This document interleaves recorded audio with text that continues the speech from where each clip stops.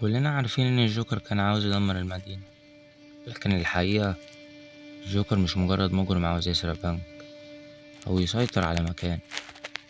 الجوكر بيحاول يعمل تجربة، يثبت نظرية إن أي إنسان ممكن يتحول لو اتحط تحت ضغط كفاية. أغلب الناس فاكرة إن الجوكر مجرد شرير، لكن الجوكر فيلسوف وكان عنده نظرية واحدة، إن الإنسان مهما كان طيب لو ضغطت عليه كفاية هيسقط. أهلا بكم فرج كدر، أنا كرولوس.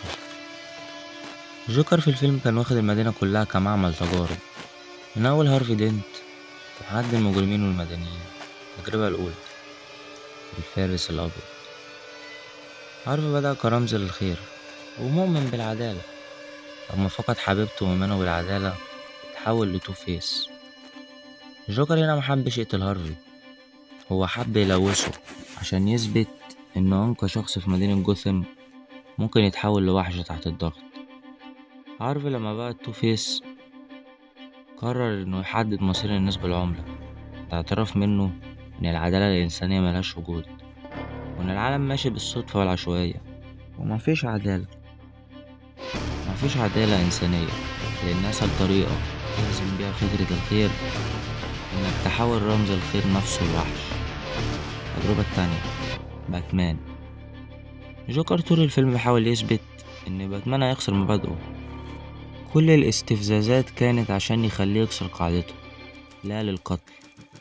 جوكر ما كانش عاوز يموت باتمان، الجوكر كان عاوز باتمان هو اللي يموته، لأن لو باتمان زهق وضغط على الزناد وموت الجوكر كده هو اللي هيكون انتصر، لأنه هيكون أثبت نظرية إن حتى الحامل الأول لجوثام، الرمز المستحيل يتلوث، نزل لمستوى الوحشية عشان يحل مشكلة. الجوكر كان دايما بيقول لباتمان انت بتكملني، لأن باتمان بيمثل أقصى درجات النظام والخير، والجوكر بيمثل أقصى درجات الفوضى والشر. وفي مشهد الاستجواب الجوكر قال الكلمة اللي بتلخص الحكاية كلها: قاعدتك الوحيدة هي اللي مخلاك ضعيف.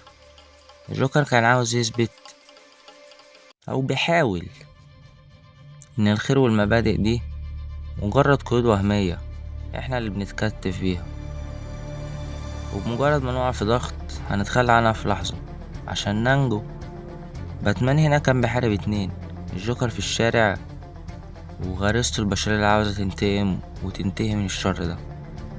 بس إذا كان الجوكر قدر يلوث هارفي وحوله لتو فيس وقدر يضغط على بروس، هل هيقدر يثبت نظريته على الناس العادية؟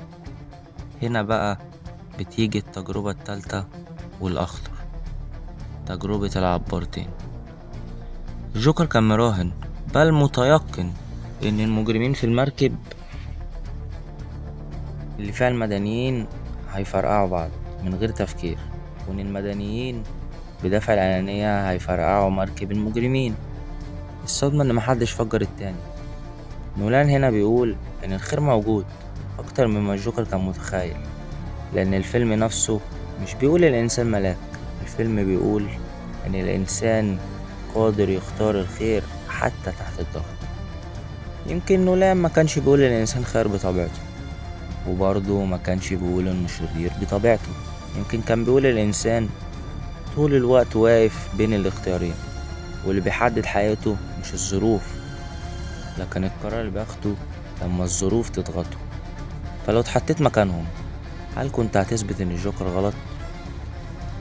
طول الفيلم الجوكر بيحاول يثبت ان الانسان شرير بطبيعته، وكل تجاربه نجحت تقريبا. هارفي سقط، المدينة انهارت، باتمان انكسر، لكن في اخر لحظة شخص عادي على سفينة مليانة مجرمين رمى جهاز التفجير من الشباك.